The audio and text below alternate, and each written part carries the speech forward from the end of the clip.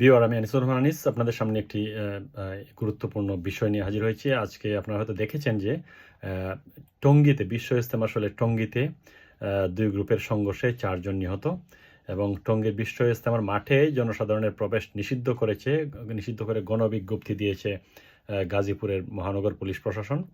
আজ দুপুর থেকে বুধবার দুপুর ২টা থেকে এই আদেশ কার্যকর হয়েছে এবং গণবিজ্ঞপ্তিতে আরও বলা হয়েছে যে পরবর্তী নির্দেশ না দেওয়া পর্যন্ত বিশ্ব ইজতেমা ময়দান সহ আশপাশের ৩ কিলোমিটার এলাকার মধ্যে ২ বা ততোধিক ব্যক্তি একত্রে ঘোরাফেরা বা জমায়েত করতে পারবে না এবং কোনো মিছিল করতে পারবে না। কোনো প্রকার অস্ত্র ছুরি, লাঠি, বিস্ফোরক এসব জিনিস বা কোনো পদার্থ বহন করতে পারবে না। কোনো প্রকার লাউডস্পিকার বা জাতীয় কোনো যন্ত্র দ্বারা উচ্চস্বরে কোনো শব্দ মাইক ব্যবহার করা যাবে না এবং যদি এমন হয় তাহলে আইনানুগ ব্যবস্থা নেওয়া হবে।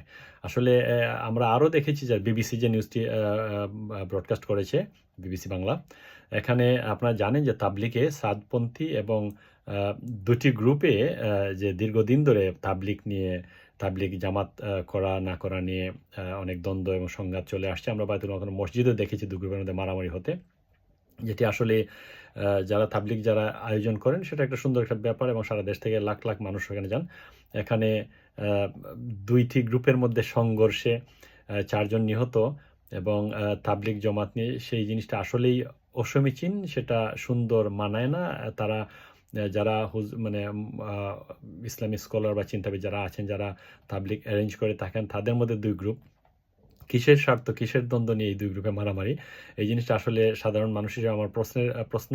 এবং আপনারা হয়তো দেখেছেন যে জুবায়েরপন্থী এবং সাদপন্থী ২ গ্রুপের মধ্যে কিন্তু দীর্ঘদিন ধরেই সংঘাত চলে আসছে এবং তারা ২ গ্রুপেই এক গ্রুপ আরেক গ্রুপকে ঘোষণা দিচ্ছেন। আমরা এর আগে শুনেছিলাম যে সারা বাংলাদেশের বিভিন্ন জায়গায় তাবলিগ ২টি সময়ে অনুষ্ঠিত হয়েছে এবং স্পেশালি তাবলিগের আয়োজক যারা, তারা অফকোর্স তারা সম্মানী ব্যক্তি এবং মৌলানা সাহেবরা যারা আছেন, যারা থাকেন এবং যারা স্পেশালি যারা উপস্থিত হন সেখানে, তারা আসলেই এসবের ধারে কাছেও না। এই জিনিসটা আসলেই খুব খারাপ লাগছে যে ৪ জন মানুষ তাবলিগ জমাতের মাঠে মারামারি হয়ে ৪ জন মানুষ নিহত হয়েছেন আজকে এবং সেখানে ১৪৪ দ্বারা সেখানে জারি করা হয়েছে প্রশাসনের পক্ষ থেকে এবং বলা হয়েছে যে আবার এক পক্ষ বলছেন যে সাদপন্থীদের কেউ এখানে তাবলিগ করতে পারবে না, আবার তারা বলছেন তারা এই জিনিস দুটি পক্ষের পরস্পর যে হুমকি উস্কানি এসব থেকে এইসব সংঘাতের সৃষ্টি হয়েছে। আমরা আশা করি প্রশাসন সেদিকে খেয়াল রাখবেন এবং আমরা মনে করি যে হুজুররা যারা আছেন, মৌলানা সাহেবরা যারা আছেন, যারা এগুলি আয়োজন করে থাকেন ভালো। আমি ২ গ্রুপেরই সবাইকে বলবো যে আপনারা তো ধর্ম প্রচার করছেন, এখানে ভালো কাজ করছেন, আপনাদের মধ্যে আবার গ্রুপিং কেন? এ নিয়ে আসলে আরও বিস্তারিত নিয়ে আসবো পরে। আপনারা সবাই ভালো থাকবেন।